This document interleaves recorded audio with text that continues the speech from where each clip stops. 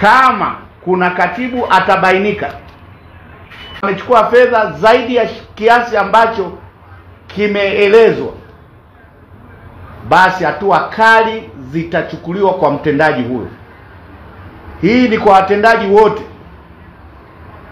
wa chama na jumuiya zote za chama.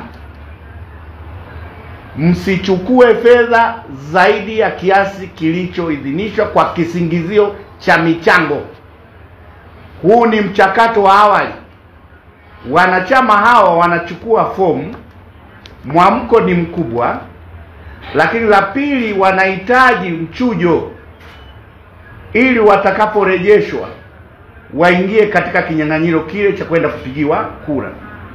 Kwa hiyo tusitumie nafasi hii kwenda kuwaambia viwango tofauti na vilivyoidhinishwa kwa kisingizio kwamba kuimarisha shughuli za jumuiya au shughuli za chama. Kwa hiyo ni marufuku kwa mtendaji yoyote wa chama anayehusika katika uchaguzi huu kutoa fomu, kuchukua kiasi. Kama ni udiwani, usichukue zaidi ya shilingi 50,000 na risiti patikane, na shilingi 500,000 kwa nafasi ya ubunge.